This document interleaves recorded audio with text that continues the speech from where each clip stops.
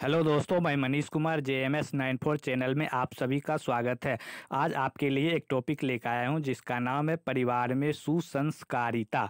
यानी परिवार में अपने बच्चे, अपने परिवारजनों में सभी व्यक्ति को व्यक्तित्व का विकास कैसे हो और उसका संस्कार कैसा हो और अच्छे संस्कार के लिए क्या क्या होगा, इस पर आज विचार मंथन करते हैं।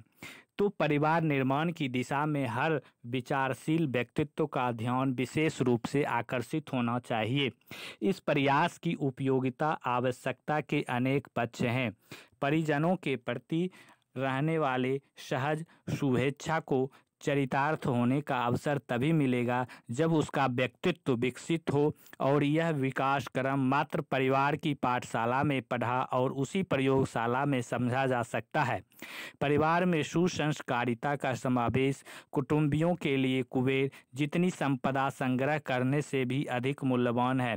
निर्माण के अनेक स्वरूप हैं। निजी मकान बना लेना, कारखाना खड़ा करना, नगर बसा देना, धर्मशाला, पाठशाला बनाना जैसी कितने भी काम ऐसे हैं, उन्हें समर्थ और समझदार लोग पूरा करते हैं और प्रसन्न होते हैं। और साहित्यिक, वैज्ञानिक, कलाकार कई प्रकार की उपलब्धियां अपने पीछे छोड़ जाते हैं और मरने के बाद भी उनकी स्मृति जनमानस पर बनी रहती है।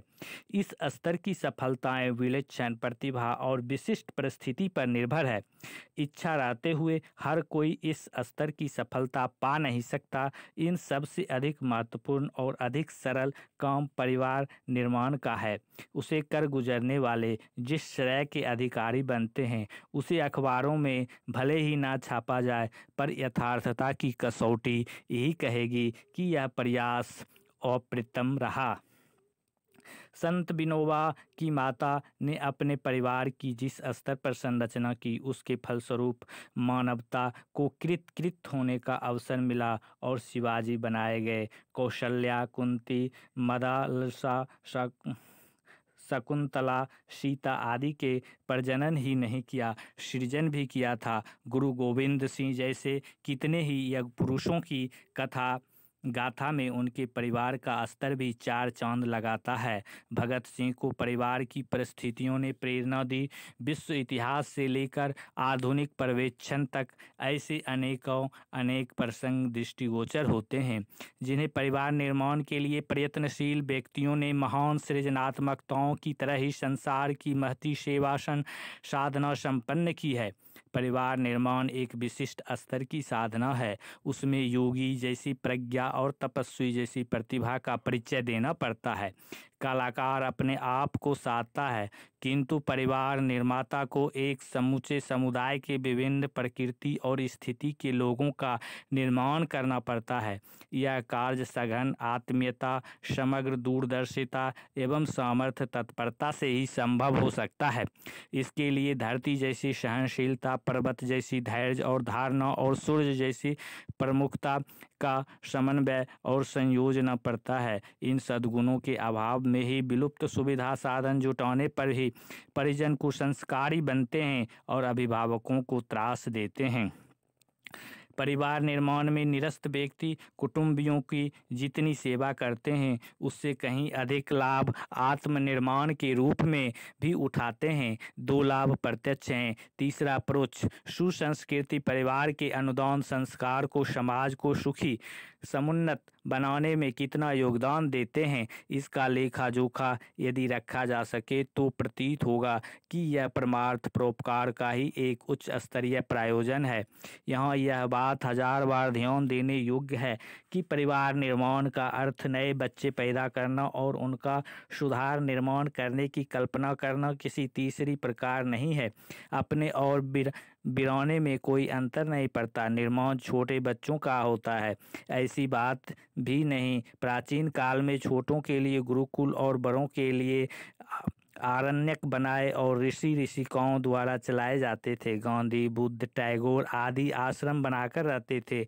यह विशुद्ध रूप से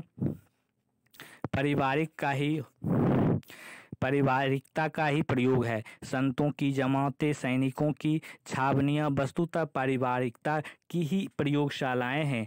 भले ही अन्यथा कार्यक्रमों की प्रधानता रहने से उनका मूल स्वरूप धूमिल ही क्यों न हो गया हो।